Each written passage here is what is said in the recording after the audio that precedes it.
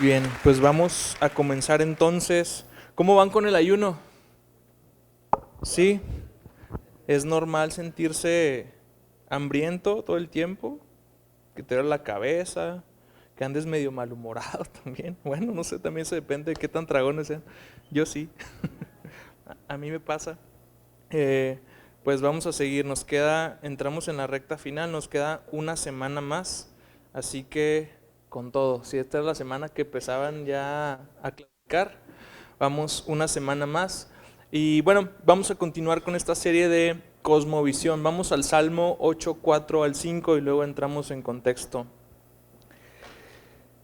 Digo, ¿qué es el hombre para que te acuerdes de él y el hijo del hombre para que lo cuides? Sin embargo, lo has hecho un poco menor que los ángeles y lo coronas de gloria y majestad.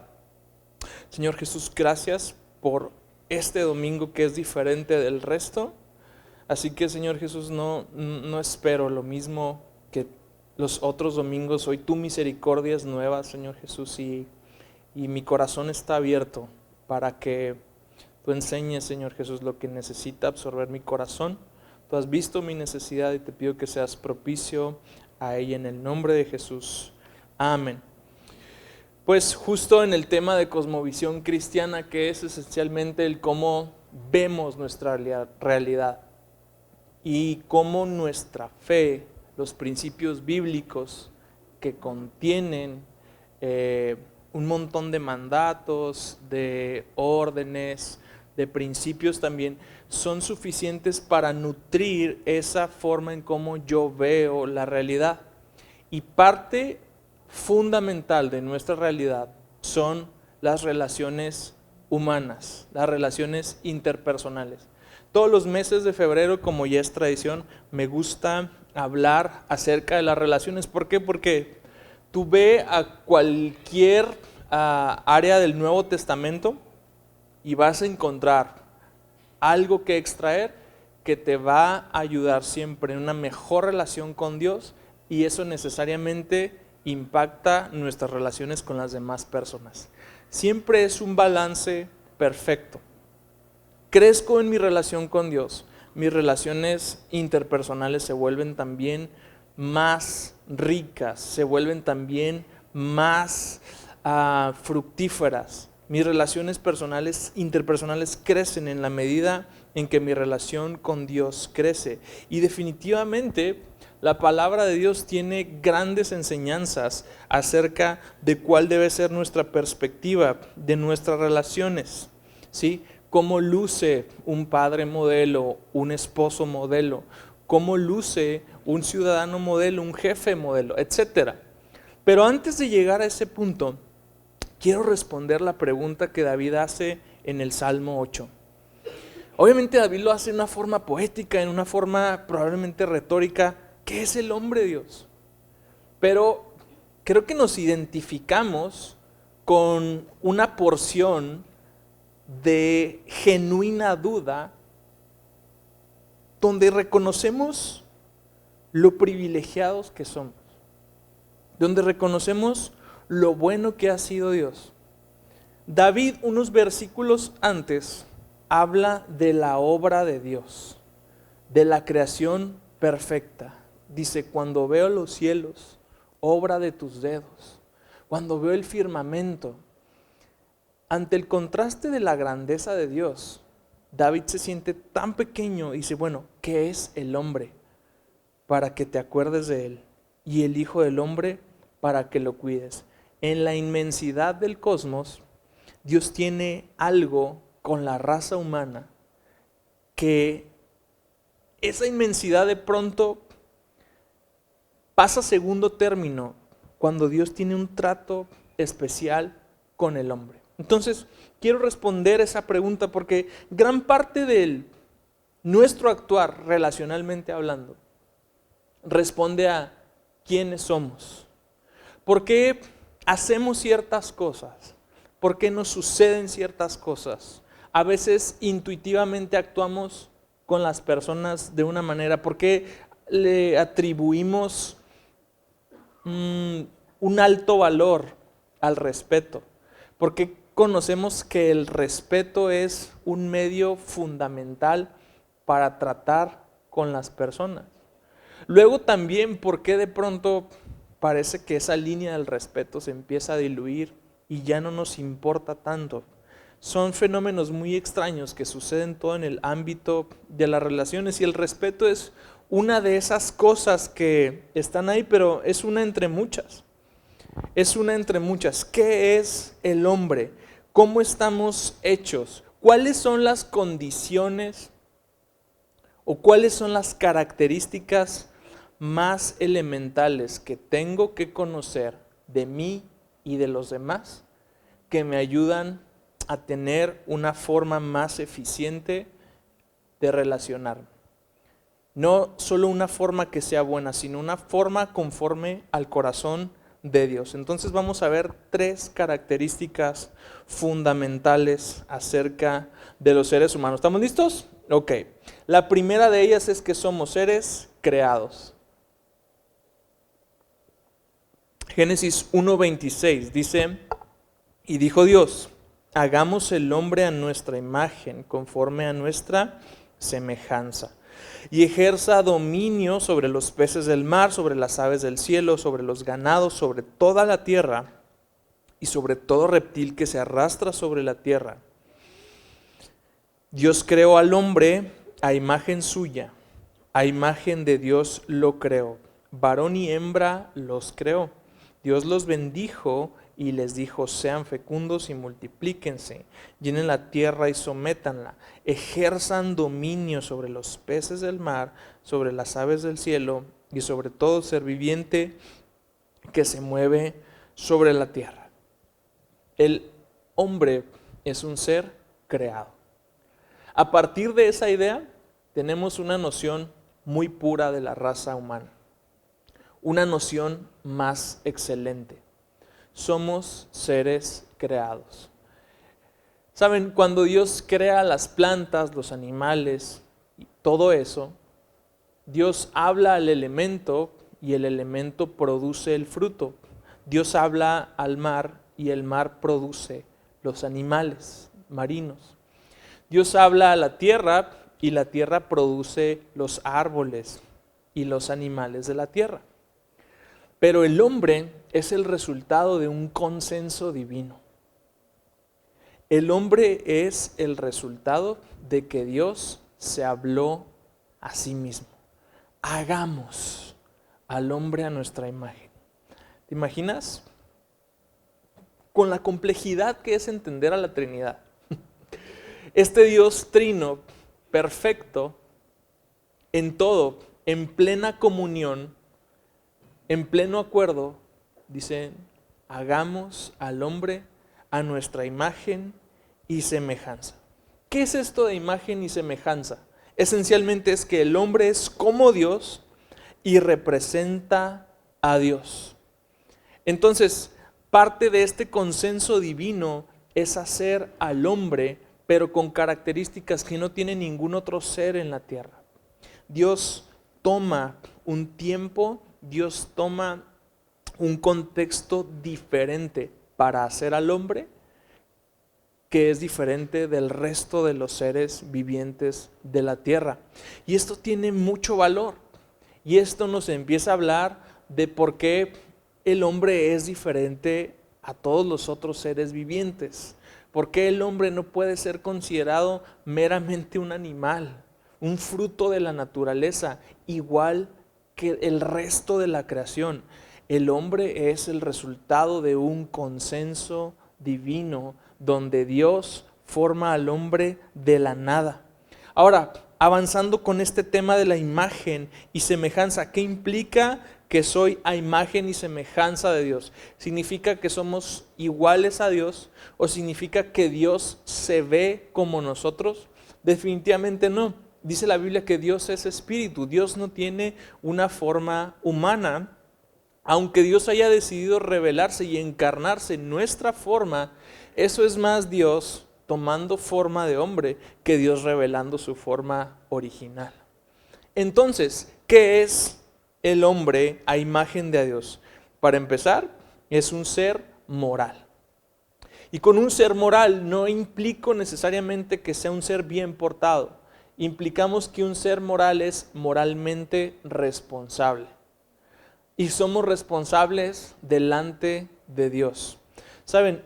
Cada vez que quitemos la autoridad moral de Dios de nuestra ecuación de vida, nos vamos a encontrar con graves deficiencias. Una de ellas es donde si no hay un dador moral de una ley moral, vamos a terminar obedeciendo nuestras propias leyes morales. Una moral subjetiva. Responsables únicamente en la medida que las leyes nos hagan responsables.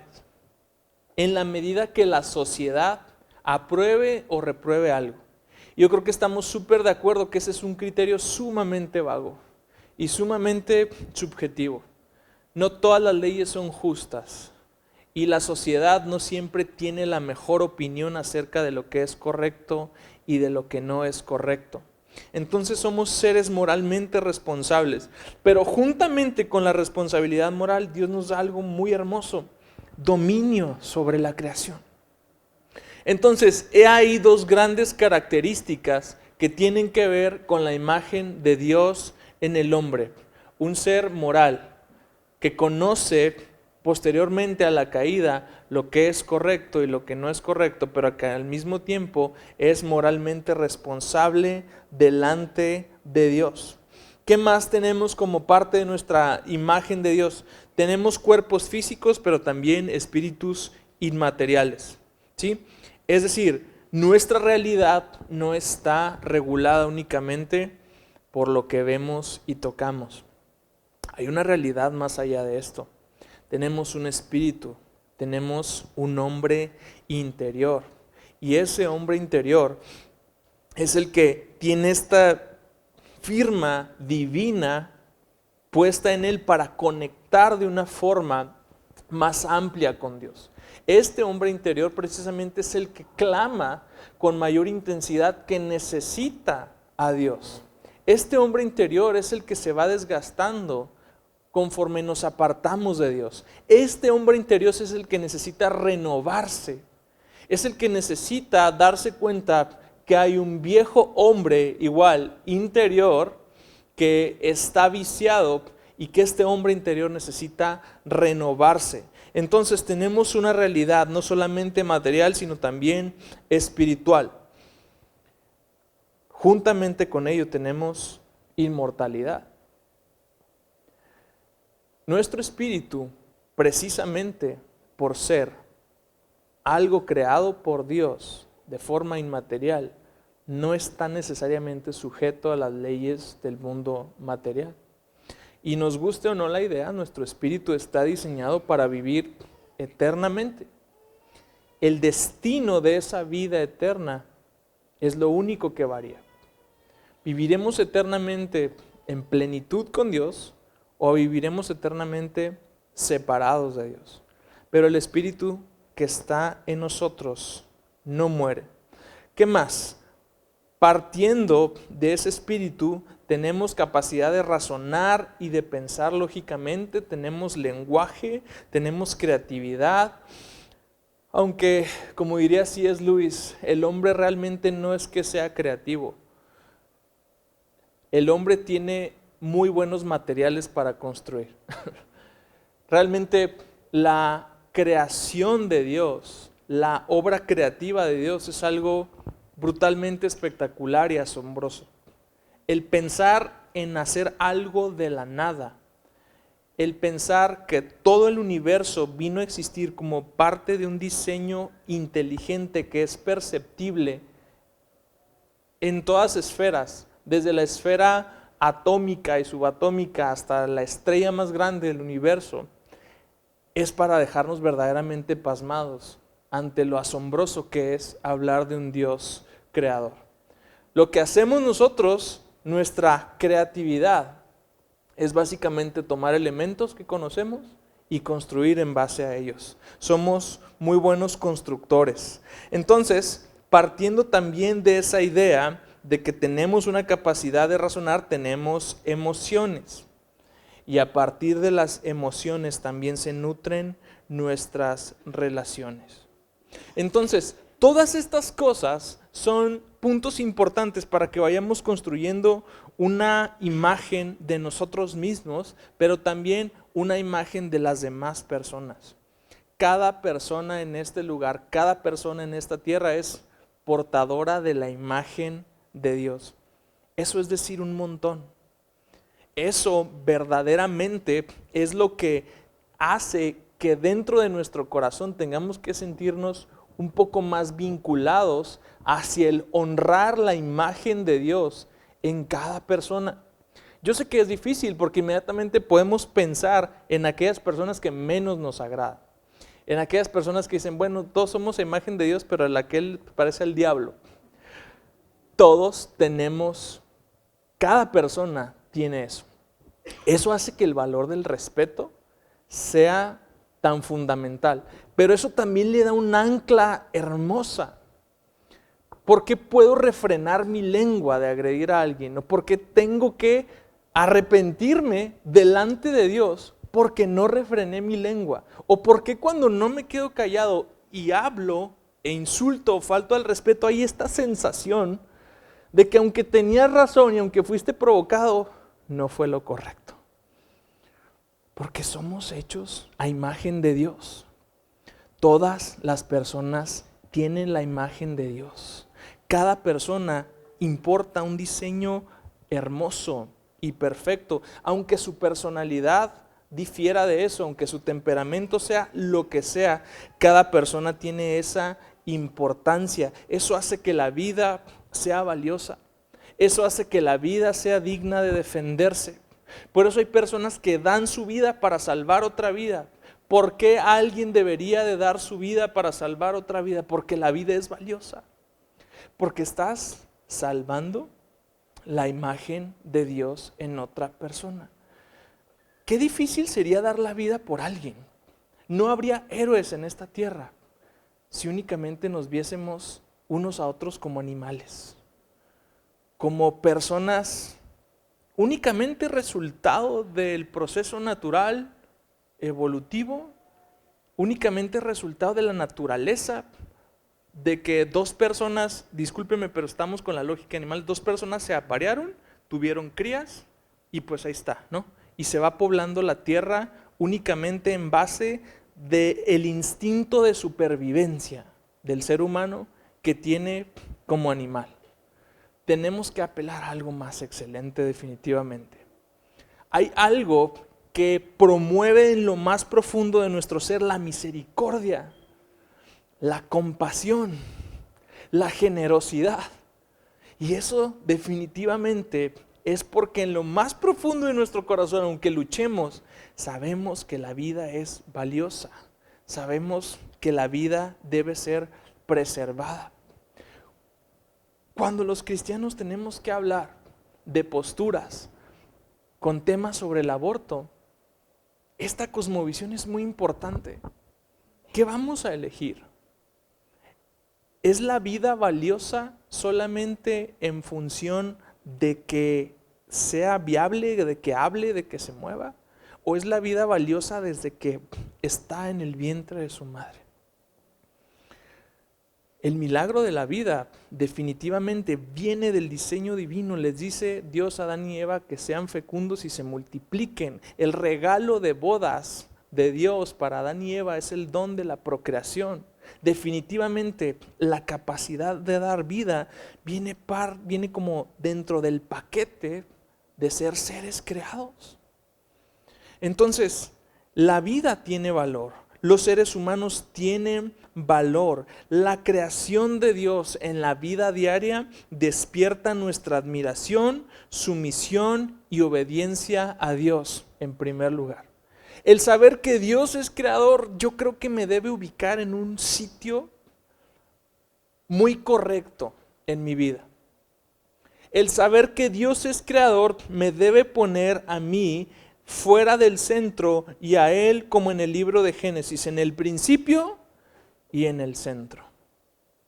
Vivir nuestra vida con un desbalance donde consideramos que somos los autores de nuestro propio universo, los dominadores de todo lo que existe, sin la autoridad de Dios como principio de nuestra autoridad, es una receta para el desastre. La creación me da un concepto correcto de mí mismo. Romanos 12 me anima a que no tenga un concepto de mí mismo diferente del de la medida de fe que me ha sido dada. Entonces, eso me lleva a que si soy una persona que tiene una tendencia a pensar menos de sí misma, ese concepto necesita restaurarse a la medida de fe. Esa medida de fe parte de la idea de un Dios creador. Dios no hace basura. Dios no hace cosas sin propósito. Dios no hace cosas al azar. Tú no eres resultado de un evento azaroso. Oye, pero es que mis papás no me querían, no me planearon. Dios tiene una idea diferente. Él permite que la vida exista. Él dice, tu embrión vieron mis ojos. Él dice que te formó en las entrañas de tu madre. Definitivamente Dios tiene algo con toda la vida. Toda existencia en esta tierra tiene un propósito, porque tenemos un Dios creador. Un creador no hace nada sin un propósito. Asimismo, cada vez que tengo un problema con quién soy o para qué estoy aquí o acerca de cómo debo funcionar en ciertos asuntos, lo que debo hacer es consultar con mi fabricante. Dios, tengo un problema de salud. Tú me fabricaste. Tú puedes sanar este problema de salud. Dios, tengo un problema de identidad. ¿Cómo me hiciste? ¿Cuál es tu concepto de mí? Eso es lo que importa, lo que dice Dios acerca de mí.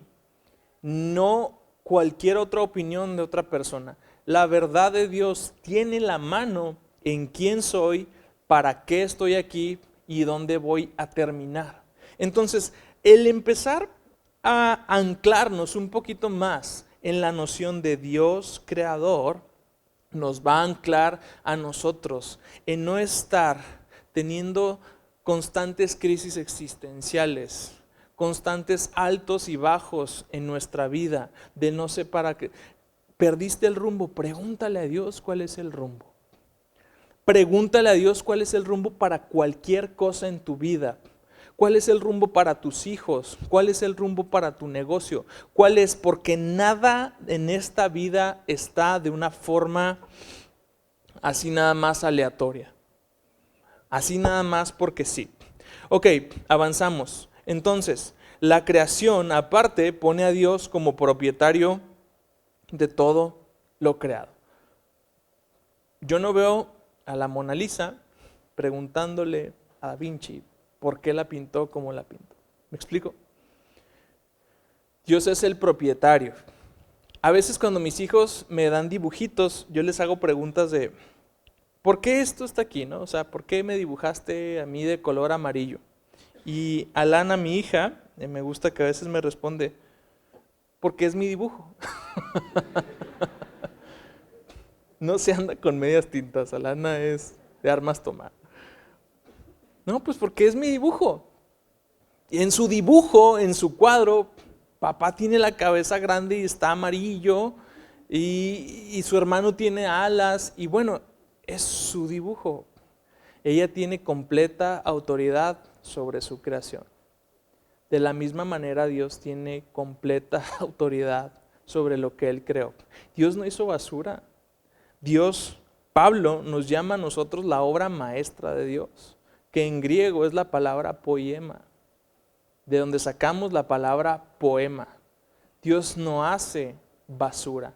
De esa misma forma, nosotros cada vez que tengamos un conflicto con mi rol, con mis responsabilidades, con lo que Dios espera de mí, es su obra de arte, es su mundo, es su realidad. Él gobierna esta realidad, Él gobierna todo lo creado. Eso me debe poner a mí en un sitio. Eso me debe hacer que le baje quizás 2 rayitas a mi soberbia, a mi autosuficiencia, y entienda que mi lugar en el universo es el mismo lugar que tiene un grano de arena en la playa. Y que con todo y eso, Dios cuida de mí. Dios conoce mi nombre. Dios se acuerda de mí. Dios cuida que nada me falte. Esa gloria del hombre es hermosa.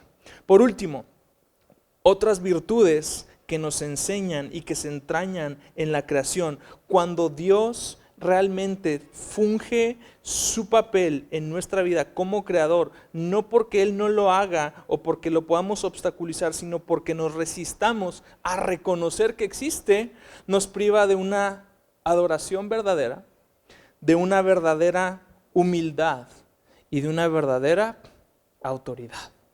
Esas tres virtudes derivan de entender que soy un ser creado. La adoración verdadera se conecta cuando yo conecto con mi hacedor. Tú puedes conectar tu suministro de adoración a cualquier cosa y quedar insatisfecho hasta que lo conectes a la fuente correcta de adoración. La humildad verdaderamente como raza humana, como ser humano, se entiende poniendo la primer ficha en su lugar. Primero es, yo no me hice a mí mismo, yo no soy mi propio Dios, yo soy uno más de la creación de Dios. Soy importante, pero no soy supremo, ni soy autónomo, ni soy autosuficiente. Yo necesito conectar con mi Creador. Entonces, todo eso va poniendo en orden, sobre todo el tema de la autoridad. La autoridad que ejerce el ser humano sobre la faz de la tierra fue delegada por el Creador. Ahora, este tema de la autoridad es precisamente uno de los que sufre su mayor impacto en la caída. Realmente todos sufren un mayor impacto, pero definitivamente la autoridad de Adán y Eva sobre la creación se ve disminuida después de la caída. Sin embargo, este tema de autoridad no me hace ser el dueño del mundo, pero sí un buen mayordomo del mundo. El recordar que soy un ser creado me hace recordar que todo lo que está alrededor en el mundo no me pertenece, pero necesito cuidarlo. Me fue dada la responsabilidad de cuidar el mundo en el que vivo. Si no es una plática ambientalista, pero tiene que tener conciencia y tiene que darnos conciencia que nuestra cosmovisión alcanza para eso. Yo no soy el dueño, yo soy un mayordomo. Y este mundo también es responsabilidad mía. Hacer de este mundo un lugar más sustentable también es responsabilidad mía desde que veo que soy un ser creado. A partir de esta idea, todas nuestras relaciones tienen un significado muy profundo. Porque no solamente yo soy un ser creado, también mi esposa es un ser creado, mis hijos son seres creados, portadores de la imagen de Dios, seres con propósito en la tierra. Todo eso tiene verdaderamente un peso importante. Porque es muy fácil que en nuestras relaciones interpersonales pequemos en formas brutales, uno en contra del otro. Es muy fácil que en nuestras relaciones interpersonales vayamos pisoteando la imagen de Dios, olvidándonos que hay líneas que no podemos cruzar, olvidándonos que hay límites que Dios ha puesto, que cada persona que porta la imagen de Dios al mismo tiempo hace que la otra que pretende agredir o ofender sea responsable delante del Creador de esa persona. Se escucha fuerte, ¿no? Me encanta como decía Itiel Arroyo, antes de casarte con tu esposa, tienes que pedir la bendición del Creador de tu esposa. Esto, amados, es un llamado, como lo hacía Pablo en 1 Tesalonicenses, a darnos cuenta que una integridad sexual nos habla de respetar la imagen de Dios en cada persona. El área sexual es precisamente una de las que más continuamente se ve minada y atacada. Es donde más se objetiviza a la raza humana. Es donde más se rebaja la dignidad de la raza humana y yo no veo a nadie diciendo nada. Yo no veo a nadie protestando, a nadie indignándose por el desorden sexual que ha ridiculizado la imagen de Dios en cada persona y ha posicionado al sexo de ser una actividad aparte de una identidad.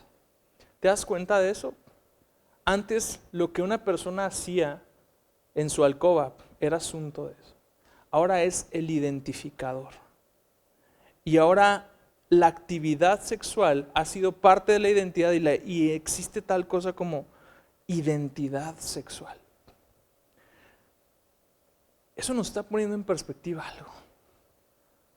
Hemos perdido de vista que somos seres creados. Desde que el sexo empieza a salir de los confines del matrimonio, empieza a crear una serie de desastre a todo alrededor de nosotros. Y lo único que veo son relaciones rotas, corazones rotos, familias rotas, una ruptura brutal. Porque un elemento se sale de control, porque perdemos la vista de algo. Somos seres creados irresponsables. Pablo en 1 Tesalonicenses 4, cuando nos habla de apartarnos de fornicación, dice que nadie peque contra su hermano en esas cosas. O sea, no solamente es una obligación mía de apartarme, sino no pecar contra un hermano en eso. Cuidar la integridad sexual del otro. Pero no solamente es previo al matrimonio, en el matrimonio seguimos teniendo una responsabilidad. Y el libro de Hebreos nos habla de que sea honroso en todo tiempo el hecho sin mancilla. Y hay prácticas que podemos introducir a nuestra alcoba que pueden empezar a rebajar la imagen de Dios que tiene mi cónyuge, que pueden empezar a pisotearlo. Cuando yo pierdo la perspectiva de que soy un ser creado y de que las personas no me pertenecen, entonces yo voy a empezar a servirme de las personas en todas las áreas y no solamente en la sexual, pero es una donde más notoriamente, donde más claramente, más descaradamente se da el pisotear la imagen de Dios. No, la libertad sexual no dignifica a las personas. De hecho, ha corrompido más la sociedad. De hecho, les ha restado más dignidad. Los ha convertido en cosas, los ha convertido en etiquetas, los ha convertido en una letra, nada más. No somos llamados a ser una letra, ¿sí? En un lobby. Hay algo mucho más hermoso. Entonces, todo eso viene a relación, todas esas implicaciones y esas distorsiones entran en contraste con otro aspecto, con otra característica, que es, así como somos seres creados, somos seres caídos. Dice Génesis 3:22. Entonces el Señor Dios dijo: ahora el hombre ha venido a ser como uno de nosotros, conociendo ellos el bien y el mal. Cuidado ahora, no vaya a extender su mano y tome también del árbol de la vida y coma y viva para siempre. Y el Señor Dios lo echó del huerto del Edén para que labrara la tierra de la cual fue tomado. Expulsó pues al hombre y al oriente del huerto del Edén puso querubines y una espada encendida que giraba en todas direcciones para guardar el camino del árbol de la vida. Ahora acompáñame a Romanos 5:12, rápido. Por tanto, tal como el pecado entró en el mundo por medio de un hombre, y por medio del pecado, ¿qué? La muerte. Así también la muerte se extendió a todos los hombres porque todos pecaron. Todos pecaron. Entonces, estábamos en la gloria del hombre, la creación, la dignidad, lo hermoso que es ver a todos los seres humanos como seres creados, pero luego nos encontramos con la miseria del hombre, la caída, la distorsión y el contraste más claro entre la creación se da en la caída. Ahora, como resultado de la caída, esas virtudes de la creación empiezan a distorsionarse. No, ya no es Dios el principio y el centro, ya soy yo. No, ya no es Dios el digno de toda alabanza y toda adoración, soy yo.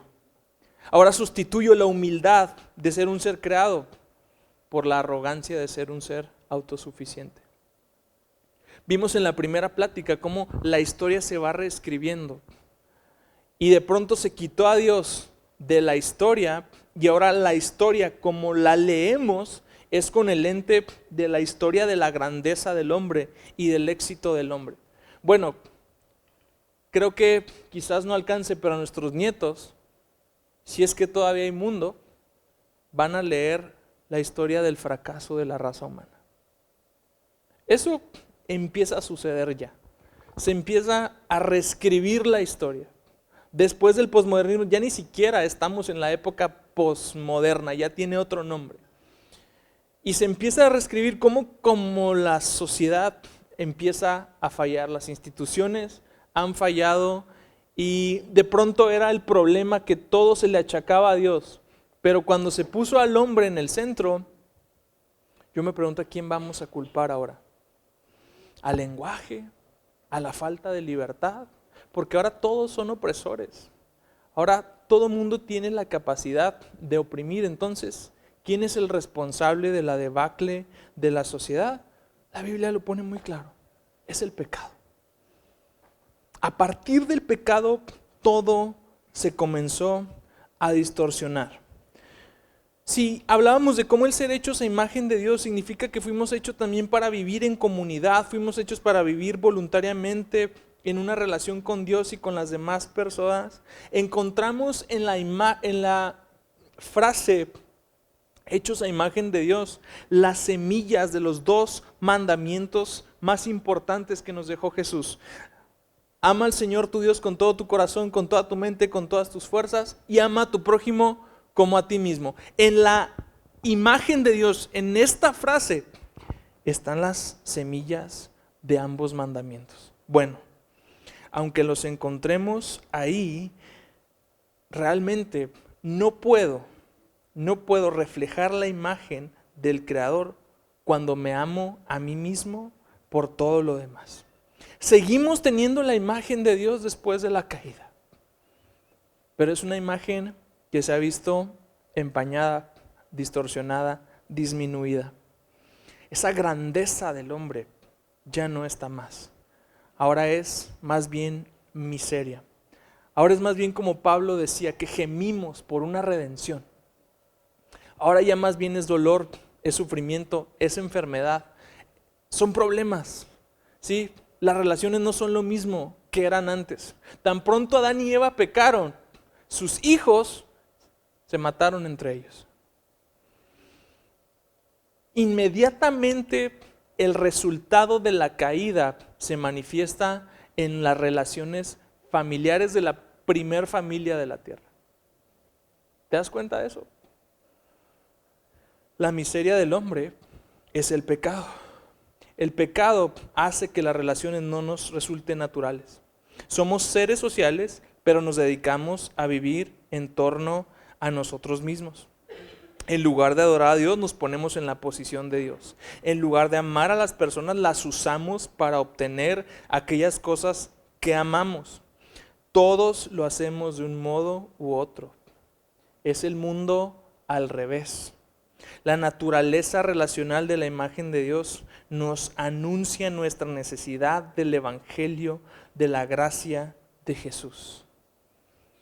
Si hemos de vivir una comunidad armoniosa y de adoración con Dios y en comunidad amorosa con nuestros prójimos, tenemos que ser rescatados y facultados por la gracia de Dios una y otra vez hasta que nos encontremos en un lugar donde el pecado no erosione más nuestra vida y nuestras relaciones.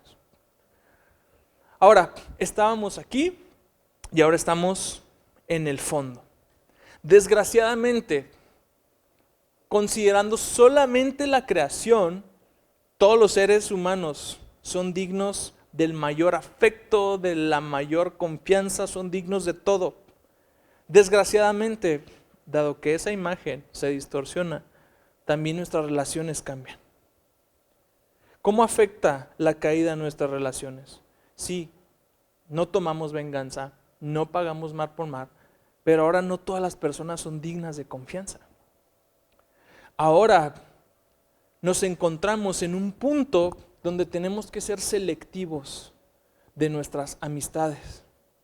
Tienes que tener discernimiento de quién entra a tu casa y se sienta a tu mesa. Tenemos que tener esa sabiduría, como nos dijo Jesús, los envió entre lobos.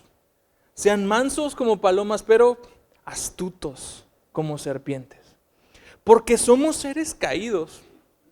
Entonces, no todas las personas son llamadas a que les entreguemos la confianza en la misma intensidad. Porque somos seres caídos, entonces tenemos que ser sabios. Entonces sabemos que hay malas conversaciones y malas compañías que corrompen las buenas costumbres. Entonces sabemos que hay personas malvadas, que hay personas necias, que hay personas, como decía Pablo en toda la lista que leímos la semana pasada, amadores de sí mismos, egoístas, todo eso que decía, termina diciéndole a Timoteo, a los tales evita. Entonces nuestras relaciones sí se ven impactadas. Este amor incondicional y genuino que se daba a todos por igual, ahora requiere que tú y yo seamos sabios en la manera en cómo nos relacionamos. Sabios en quién ponemos nuestra confianza. Sabios saber precisamente cómo obrar con cada uno. ¿Sí? Porque somos seres caídos, dice Eclesiastés 7:29. Sin embargo, sí encontré lo siguiente: Dios creó al ser humano para que sea virtuoso, pero cada uno decidió seguir su propio camino descendente. El ADN de la caída nos lo revela Pablo en 2 Corintios 5:15, que esencialmente dice: por todos murió, para que los que vivan ya no vivan para sí mismos, sino para aquel que murió y resucitó por ellos. Quiere decir que nuestra vida después de la caída, el rumbo de nuestra vida, sí era vivir para nosotros mismos. El egoísmo se convierte en el ADN del hombre caído. Dice Eugene Peterson: el pecado nos lleva a reemplazar la Santa Trinidad con una nueva Trinidad. Las tres personas del Padre, el Hijo y el Espíritu Santo son reemplazados por una Trinidad individualizada y personal de mis santos deseos, mis santas necesidades y mis santos sentimientos. Y sí o no, son al menos esos tres aristas lo que determinan las relaciones ahora. O sea, lo mismo tengo que ser sabio para no confiar en todas las personas por lo mismo y ser entendido y que Dios me dé discernimiento de quién es genuino y quién no, como lo mismo tengo que ser sabio para no creerme todo lo que yo pienso y no creer que todo lo que yo digo de mí mismo es verdad. Porque todos estamos afectados por este ADN de la caída. Y de la misma manera que sé que alguna persona busca su propio bien de alguna forma, a costa de la persona, a costa de mi vida, yo también tengo que darme cuenta que tengo esa tendencia. Y algo que va a impactar profundamente en nuestra relación es caminar con la noción, con nuestras relaciones, etcétera, es caminar con la noción permanente de saber si estoy buscando mi bien a costa de las personas o a través de las personas. O si estoy verdaderamente amándolo porque fue hecho a imagen de Dios. Amándolo porque es lo que Dios dice que yo haga. Amándolo como resultado de mi amor por Dios. El ídolo del yo es la idolatría extrema. Es el ídolo del cual se desprende cualquier otra forma de idolatría. El pecado está por donde quiera que miramos, tergiversando, distorsionando todo lo que Dios hizo bueno, todo lo que Dios bendijo, ahora el pecado lo maldijo. No hace falta un análisis profundo para constatar el daño que causa en nosotros y en todo lo que rodea.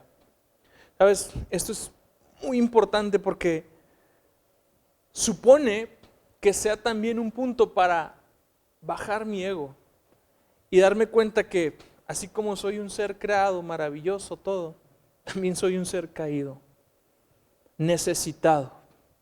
Es donde quiero llegar al tercer punto, la redención.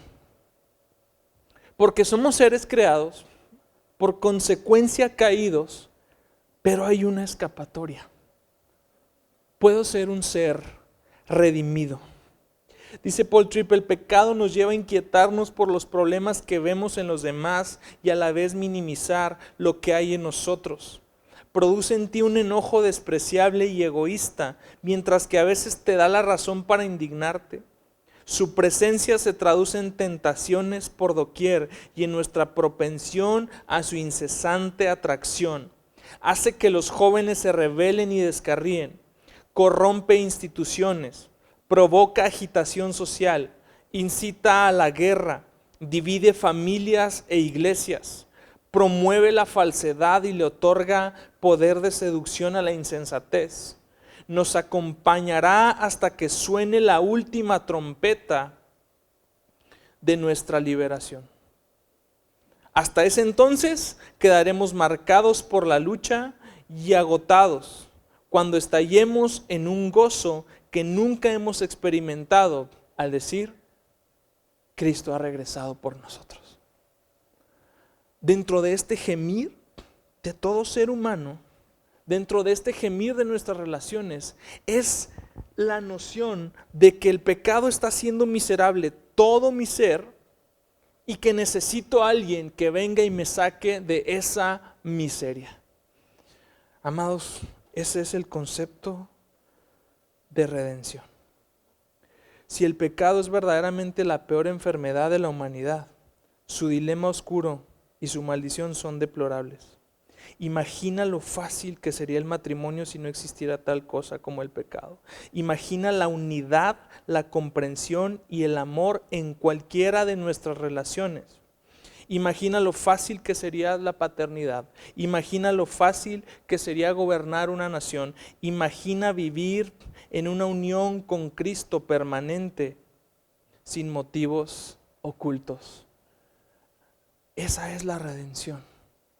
La capacidad de recuperar progresivamente la imagen de Dios.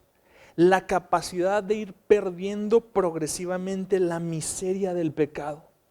De ir volviendo a como las cosas siempre debieron ser. Amamos esos relatos nostálgicos donde en algún momento vimos tiempos mejores y ahora estamos viviendo tiempos peores. La redención supone que los verdaderos tiempos mejores de la raza humana empiecen ahorita y empiecen progresivamente. Ve cómo habla Pablo a Efesios, precisamente en este tema de una redención, de una nueva identidad. Dice, y Él les dio vida a ustedes que estaban muertos en sus delitos y pecados, en los cuales anduvieron, a partir de aquí todo es tiempo pasado, en otro tiempo, según la corriente de este mundo, conforme al príncipe de la potestad del aire, el espíritu que ahora opera en los hijos de desobediencia. Esa es la radiografía del mundo caído. Entre ellos también todos nosotros en otro tiempo vivíamos. ¿En qué? Ve, siempre es el área sexual. Pasiones de nuestra carne, satisfaciendo deseos de la carne y de la mente. Éramos por naturaleza hijos de ira, lo mismo que los demás.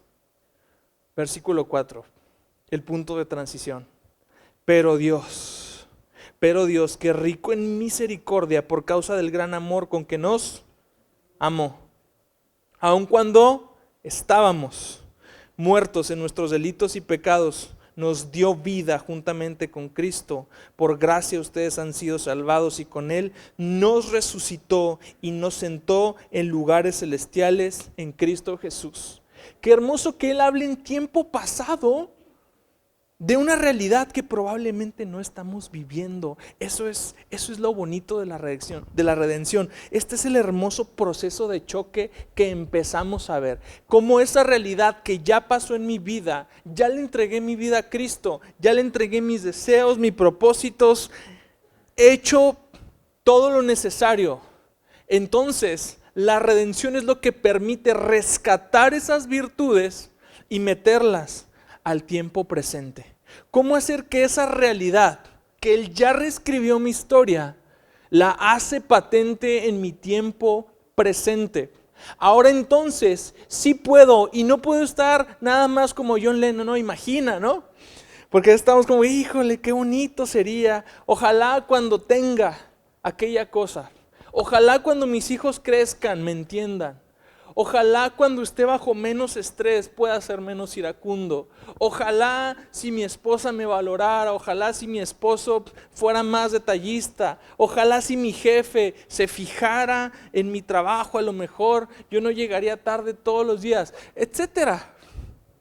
Ya no hay un ojalá ni una expectativa en el futuro cuando lo que tuvo que pasar ya pasó.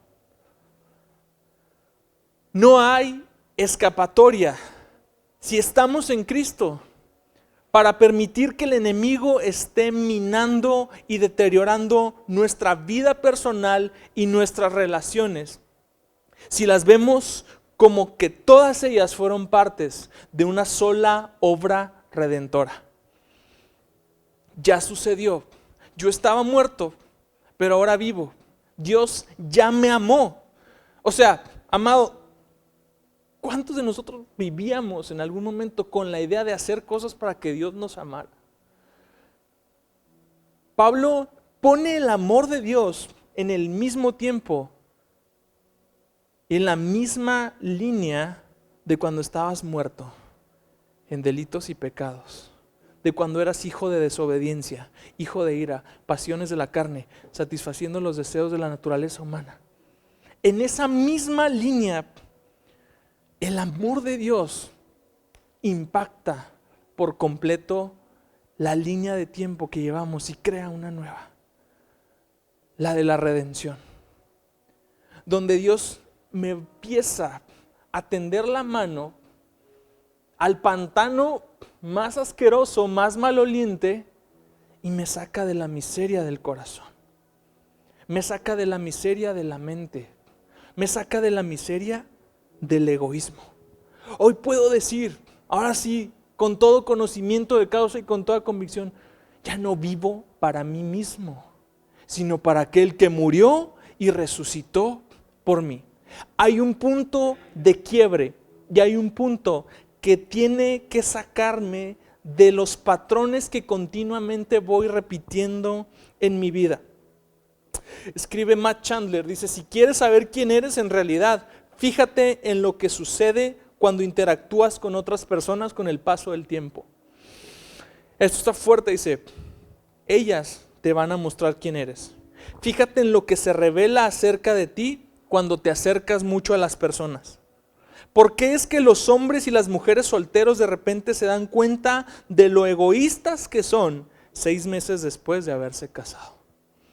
¿Por qué es que los empleados perezosos que realizan solo el mínimo esfuerzo siempre parecen encontrar trabajo en lugares donde no se sienten apreciados? Este nuevo grupo de personas con las que tú te has estado juntando, ¿por qué será que te están empezando a tratar y a decirte las mismas cosas que hacía y decía el antiguo grupo de personas con las que te juntabas? ¿Por qué estás empezando a sentirte tan molesto con ellos como con todos los demás que han pensado lo mismo? A veces creemos que cambios de ambientes, de lugares, de vida, van a traer los cambios que necesitamos a nuestra vida y van a suponer esta nueva realidad sobre la que puedo reescribir mi historia. La única realidad capaz de reescribir mi historia para que no se siga repitiendo es la redención en Cristo. Es decir, amado, si vienes con temas de rechazo, y esto siempre lo ven las personas que traen rollos de rechazo, digo, porque siempre pasa lo mismo, siempre pasa lo mismo. Rechazado en un lugar, rechazado en otro lugar, llega a otro lugar, parece ser que ya está haciendo amigos, y de pronto rechazado otra vez. Yo veo cómo esas realidades persiguen a la persona porque la persona no ha echado mano de sus realidades espirituales en Cristo. Y vas a ser un rechazado y vas a dar pie al rechazo por tus autodefensas, por tus inseguridades, por tus formas de autoprotegerte o de querer sobresalir, hasta que no tomes la mano de Cristo y salgas a la primera realidad de soy amado, aceptado, injertado en la familia de Dios. Las relaciones normalmente describen mucho acerca de nosotros. El éxito o el fracaso no se da en si tengo un nuevo núcleo de amigos, una nueva familia, una nueva iglesia, una nueva esposa, etc. Esos temas se siguen repitiendo hasta que nosotros no echemos mano de lo que tenemos que echar mano para ser redimidos. Me encanta cómo Isaías pone la redención en esta metáfora tan bella. Dice, la lluvia y la nieve descienden de los cielos, Isaías 55:13 si lo quieres buscar, y quedan en el suelo para regar la tierra. Hacen crecer el grano y producen semillas para el agricultor y pan para el hambriento. Lo mismo sucede con mi palabra. La envío y siempre produce fruto. Logrará todo lo que yo quiero y prosperará en todos los lugares donde yo la envíe. Y ve el resultado de esto. Ustedes vivirán con gozo y paz. Los montes y las colinas se pondrán a cantar y los árboles de los campos aplaudirán. De pronto, cuando la palabra de Dios queda sembrada en nuestro corazón, empiezan a surgir cambios, empieza a producir algo. Vivimos con gozo y paz. Hay armonía a nuestro alrededor. Es lo que trata de decir Isaías con que los montes y las colinas cantan y los árboles aplauden. No es una realidad de Alicia en el País de las Maravillas o de esta Heidi. ¿Se acuerdan de esa caricatura de Heidi? Yo odiaba a Heidi, era demasiado triste. Pero había 4 canales en la tele y bueno, pues quiero ver la tele. Heidi. Y se veían los montes verdes. Bueno, dice, donde antes había espinos, crecerán cipreses. Donde crecía la ortiga, brotarán mirtos. Estas cosas le darán gran honra al nombre del Señor. Serán una gran señal perpetua de su poder y de su amor. Toda intervención divina comienza por la semilla de su palabra germinando en nuestro corazón. Y toda intervención divina tiene un propósito y trae fruto. Y ahorita a lo mejor te encuentras siendo un espino que produce espinos. Y está bien floreado el mezquite, pero nadie se acerca a ese mezquite, ni para hacerlo leña, ¿me explico? Sin embargo, en la medida en que nosotros vamos abrazando el proceso de redención y decir, esto no es de una vez y ya, esto es un compromiso de todos los días, donde yo veo cómo aquellos fracasos del pasado, si bien es cierto, no me han definido, sí me han enseñado que Dios necesita hacer cosas en mi vida y que yo necesito ponerme a trabajar para dejar de repetir esos patrones. No, ya no vivo bajo el estigma de ser un arrogante, un rechazado, un soberbio, pero reconozco que en mi ser están esas porciones de naturaleza caída que necesitan ser arrancadas para que de pronto, donde crecía donde había espinos crezcan cipreses. ¿Te das cuenta de el contraste entre un espino y un ciprés? Donde crecía la ortiga, que es otra variedad de hierba mala del campo, espinada, brotarán mirtos. Estas cosas le dan gran honra al nombre del Señor y serán una señal perpetua de su poder y de su amor. La redención de nuestra vida tiene que empezar conociendo quién soy, quién fui, quién soy y cuáles son las alternativas. Soy un ser creado que sigue teniendo la imagen de Dios, pero ahora distorsionada por el pecado. Ahora vivo en la miseria de mis concupiscencias, de mis tentaciones, de mi egoísmo, con la opción y la gracia sobre gracia para que su mano redentora me saque de ahí y yo pueda verdaderamente, no por los cambios superficiales de mi vida, sino por la obra de Cristo, salir finalmente de la miseria en donde el pecado me había tenido atascado. Sabes, cuando veo esas situaciones me da mucha misericordia, me da mucha impotencia. ¿Por qué? Porque digo, es que de verdad el pecado es tan dañino, es tan destructivo, es tan erosivo, es tan tóxico. Aquí no se trata de un tema de santurronerías y de escandalizarnos. Se trata de simple y sencillamente ver los estragos, como ves los estragos de una enfermedad. ¿Has pasado a un hospital y ver los estragos de la enfermedad? Y dices, qué horrible es el cáncer. Bueno, el pecado es más horrible. La ola de destrucción es una destrucción pasiva, donde de pronto creemos que podemos estar bien y todos acomodándonos en la comodidad, con una ola de destrucción a nuestro alrededor, o con los días contados para ser destruidos. Esa no es la realidad de los seres creados por Dios. Esa no es la forma en cómo un ser hecho por el ser más perfecto de esta tierra debe vivir y puede vivir. Dios ha hecho todo nuevo y te está ofreciendo hoy la capacidad de reescribir tu historia, no con base en tus fuerzas, sino en lo que Él hizo por ti. Vamos a ponernos de pie. Señor, gracias te damos por esta palabra, Dios.